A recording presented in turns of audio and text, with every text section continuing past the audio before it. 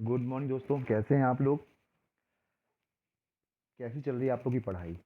देखिए, आज से ठीक 30 दिन बचे हुए हैं। असिस्टेंट डायरेक्टर का जो एग्ज़ाम होना है, ठीक 23 जनवरी है। तो एग्जैक्ट आप लोग के पास 30 दिन का समय है। तो आप अपनी अपनी जो रणनीति बनाई है, उस रणनीति के आधार पर जो 15 यूनिट है, 5 यूनिट मध्य प्रदेश वाली और 10 समाज कार्य वाली, इन सभी को बेहतर तरीके से तैयार करना बिल्कुल शुरू कर दीजिए। रिवीजन करना शुरू कर लीजिए। एक वेरी शॉर्ट नोट बना लीजिए कॉपी में, जो आपके रिवीजन करने के समय में बहुत काम आएगा। तो प्लीज़ ये, इसमें फॉर्म ज़रूर कम आए होंगे, लेकिन हाँ, कंपटीशन बहुत ज़्यादा है। सब लोग बहुत सीरियस हैं जिन्होंने फॉर्म भरा है। तो आपको तैयारी बहुत अच्छे से करनी पड़ेगी। और हाँ, ये चीज़ है, आज हम क्या करेंगे अब, ऐसे ऐसे टॉपिक जो खासकर छठवीं यूनिट, सातवीं यूनिट और आठवीं यूनिट के महत्वपूर्ण टॉपिक है, इन टॉपिकों को हम छोटे छोटे एक वीडियोस बनाकर आपके सामने लाएंगे, जिससे आप लोग क्या करें, उसमें विस्तार से जानकारी आपको मिलेगी। हाँ, और इसका पीडीएफ हम टेलीग्राम चैनल में डाल देंगे, जिससे आप लोग इसको डाउनलोड कर सकते हैं, नोट डाउन कर सकते हैं और अपनी तैयारी को बेहतर कर सकते हैं। ठीक है, तो चलिए हम लोग स्टार्ट करते हैं। क्या आज आज का टॉपिक है अंत्योदय अन्न योजना। इस अंत्योदय अन्न योजना के बारे में और इससे जुड़े हुए जो भी और आगे टॉपिक हैं, इन टॉपिकों के बारे में हम लोग थोड़ी विस्तार से चर्चा करेंगे। ठीक है। हाँ, देखिए, इसमें पर्सनल मेंटरशिप प्रोग्राम भी हमने अवेलेबल किया हुआ है। यदि आप लोग चाहें तो उससे जुड़ सकते हैं और एक ऑफलाइन क्लास की तरह ही अनुभव कर सकते हैं। 10 यूनिट के नोट्स भी अवेलेबल है, समाज कार्य विषय के, और टेस्ट सीरीज भी है, जिससे आप अपने तैयारी का आकलन कर सकते हैं। यदि आपको ठीक लगे तो आप ये जो नंबर है, इस नंबर पे व्हाट्सअप कर सकते हैं, और हमसे क्वारीज करना हो या कुछ बात करना हो तो आप कर सकते हैं। ठीक है, चलिए स्टार्ट करते हैं हम लोग। ठीक है। देखिए, अंत्योदय जो अन्न योजना है, भारत में जो गरीबी थी, उस गरीबी को दूर करने के लिए खासकर जो खाद्यान्न की आपूर्ति इस प्रकार से की जाए, जो गरीब, हर गरीब को खाद्य की आपूर्ति बेहतर तरीके से हो सके, इस तरह से एक योजना शुरू की गई थी। उसका नाम था अंत्योदय अन्न योजना। इसकी शुरुआत दिसंबर 2020 में की गई थी। ईयर, आप ईयर जरूर याद कर लीजिएगा, एग्जाम में पूछ सकता है। इसका उद्देश्य क्या था? इसका उद्देश्य था कि गरीबी रेखा के से नीचे रह रही आबादी तक खाद्यान्न की कमी को पूरा किया जा सके। इसमें क्या होता था, इसमें 25 किलोग्राम खाद्यान्न दिए जाने की प्रावधान था, जो अप्रैल 2002 में बढ़ाकर 35 किलोग्राम कर दिया गया। अब देखिए, ये जो टॉपिक है, ये टॉपिक जितने भी छोटे टॉपिक है, ये यूनिट 6, यूनिट 7 और यूनिट 8 में महत्वपूर्ण भूमिका निभाएंगे, इसलिए आप इसको ध्यान से समझने की कोशिश कीजिएगा। देखिए, इसके बाद दिव्यांग व्यक्तियों के लिए खाद्य सुरक्षा, क्योंकि हमारे इसमें एक विकलांगों के लिए भी है टॉपिक, इसलिए इसको भी इसमें जोड़ा गया है। राष्ट्रीय खाद्य सुरक्षा अधिनियम 2013। देखिए, एक इसमें पॉइंट किया गया, राष्ट्रीय खाद्य सुरक्षा अधिनियम 2013, नेशनल फूड सिक्योरिटी एक्ट 2013, इसको भी आप ध्यान में रखिएगा, एग्जाम के हिसाब से बहुत इंपॉर्टेंट है। इसका जो खाद्य सुरक्षा था, और विशेष करके दिव्यांग व्यक्तियों के लिए खाद्य सुरक्षा के लिए जो एक उस एक्ट में बदलाव किया गया था, या उस एक्ट में कुछ प्रावधान किए गए थे, वो हम लोग आगे पढ़ते हैं। इसमें क्या किया गया था? यह पहली बात तो केंद्रीय उपभोक्ता मामले, खाद्य और सार्वजनिक वितरण मंत्रालय के अंतर्गत संचालित खाद्य और सार्वजनिक वितरण विभाग द्वारा जारी किया गया था।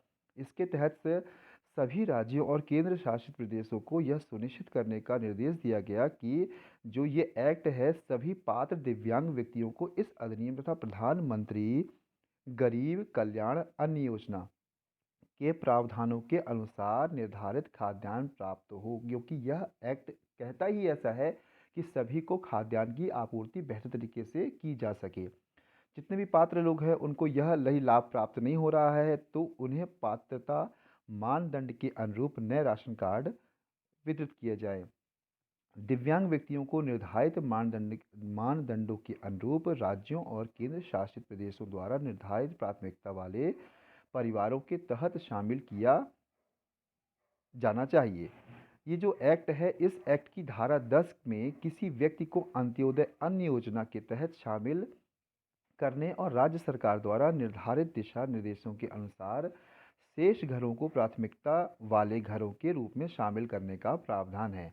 अंत्योदय अन्न योजना के तहत लाभार्थियों की पहचान के मानदंडों में दिव्यांगता को भी शामिल किया गया है। इसमें देखिए, बहुत कुछ चीज़ें इंपॉर्टेंट क्या है। पहली बात तो आपने ये देखा कि अंत्योदय अन्न योजना कब से शुरू हुई, उसमें क्या क्या डिस्ट्रीब्यूशन होता है, किसके लिए यह अंत्योदय अन्न योजना है, और जो खाद्य सुरक्षा अधिनियम है वो कब बना, उसमें यदि विशेष तौर पे दिव्यांग व्यक्तियों के लिए क्या प्रावधान किए गए हैं, वो सब भी आपको इसमें देखने को मिल रहे हैं। राष्ट्रीय खाद्य सुरक्षा अधिनियम 2013 की धारा 38 के तहत केंद्र सरकार को इस अधिनियम के उपबंधों के प्रभावी कार्यान्वयन हेतु समय समय पर राज्य सरकारों को आवश्यक दिशा निर्देश जारी करने का अधिकार दिया गया है। इसकी मेन मेन चीज़ें क्या है, आप लोग को पढ़ना इसलिए इम्पोर्टेंट है कि इसमें आपके एग्ज़ाम पॉइंट ऑफ व्यू से ज़रूरी नहीं है कि फैक्ट ही आए, सीधा ईयर पूछ ले या उससे जुड़े हुए जो अंदर की बातें हैं, ये इसलिए भी पूछा जा सकता है, कॉन्सेप्ट भी आपको क्लियर होना चाहिए। इसके लाभ क्या हैं? यह आत्मनिर्भर भारत पैकेज ऐसे लोगों के लिए है जो इस एक्ट या किसी भी राज्य में सार्वजनिक वितरण योजना, इसी ही पीडीएस कहते हैं, ये आप लोग समझिएगा, पब्लिक डिस्ट्रीब्यूशन सिस्टम है। इसी जैसे आपने देखा होगा बहुत ज़्यादा जो कंट्रोल की दुकानें होती हैं जहाँ से राशन मिलता है गरीबों को या बाकी लोगों को, यह पीडीएस सिस्टम ही है जो सरकार ने बना के रखा है, जिससे किसी भी व्यक्ति को कम से कम एक बहुत कम लागत में पूरा खाद्यान्न दिया जा सके, और कहीं कहीं तो कुछ सरकारें बिल्कुल भी पैसे नहीं लेती हैं। ऐसे में बिना राशन कार्ड वाले दिव्यांग व्यक्ति भी आत्मनिर्भर भारत पैकेज के तहत लाभ पाने के पात्र हैं। यह योजना 31 अगस्त को समाप्त हो जाएगी, जो उन्होंने विशेष तौर पे की थी। अब हम लोग मेन आते हैं, राष्ट्रीय खाद्य सुरक्षा अधिनियम 2013 एक्चुअली है क्या। ये भी बहुत महत्वपूर्ण है। क्यों महत्वपूर्ण है? इसलिए महत्वपूर्ण है क्योंकि हम लोग इसके विषय में बात कर सकते हैं, ठीक है। अब क्या है, राष्ट्रीय खाद्य सुरक्षा अधिनियम 2013, इसमें क्या है, यह 10 सितंबर 2013 को अधिसूचित किया गया था।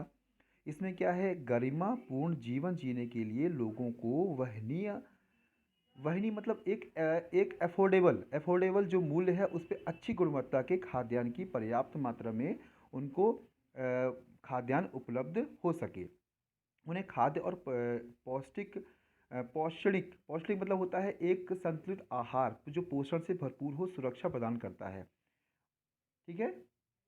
अब हम लोग कहते हैं लक्षित सार्वजनिक वितरण प्रणाली जो है उसके अंतर्गत सब्सिडी युक्त खाद्यान्न प्राप्त करने के लिए 75% ग्रामीण आबादी और 50% शहरी आबादी के कवरेज का प्रावधान किया गया है। इसमें क्या किया गया है, देखिए चावल गेहूँ मोटे, आपने सुना होगा ना, पूरा आज सरकार 1 रुपये गेहूँ दे रही है, 2 रुपये चावल दे रही है, ऐसा सुना होगा। ये इसी से होता है कि चावल गेहूँ और मोटे अनाज क्रमशः चावल 3 रुपये किलो, गेहूँ 2 रुपये किलो और मोटे अनाज 1 रुपये प्रति किलो का उपलब्ध कराए जाते हैं। इसमें क्या है, इस मूल्य पर प्रत्येक लाभार्थी प्रतिमाह 5 किलोग्राम खाद्यान्न प्राप्त करता है। प्रत्येक लाभार्थी प्रतिमाह 5 किलोग्राम खाद्यान्न प्राप्त कर सकता है। इसके तहत क्या होता है, वर्तमान जो अंत्योदय अन्न योजना में शामिल परिवार प्रति माह 35 किलोग्राम खाद्यान्न प्राप्त, एक फैमिली होगी वो 35 केजी प्राप्त कर सकती है। गर्भवती महिलाओं और स्तनपान कराने वाली माताओं को गर्भावस्था के दौरान तथा बच्चे के जन्म के 6 माह बाद भोजन के अलावा कम से कम 6,000 रुपये का मातृत्व लाभ प्रदान करने का प्रावधान है, जिससे वो पौष्टिक चीज़ें अलग से ले सके। अब देखिए वर्तमान में चंडीगढ़, पुडुचेरी जो है, इसमें दादरा व नागर हवेली में इस अधिनियम के क्रियान्वयन में नगद अंतरण विधि का प्रयोग किया जा रहा है। मतलब यदि अनाज नहीं दे रही सरकार, तो वो उनको पैसे प्रदान कर दिए जाते हैं। इसके तहत खाद्य सब्सिडी सीधे लाभार्थियों के बैंक खाते में जमा कर दी जाती है और वह अपने तरीके से मार्केट में जाकर वो परचेज कर सकते हैं। ये आपका कंप्लीट हो गया, दो चीज़ें, अंत्योदय अन्न योजना और साथ में कौन सा, ये खाद्य सुरक्षा अधिनियम। इन दोनों को बहुत अच्छे से आप कर लीजिएगा। कुछ भी क्वारीज हो तो आप हमें बिल्कुल व्हाट्सअप कर सकते हैं या कॉल कर सकते हैं, ठीक है। Okay, thank you very much.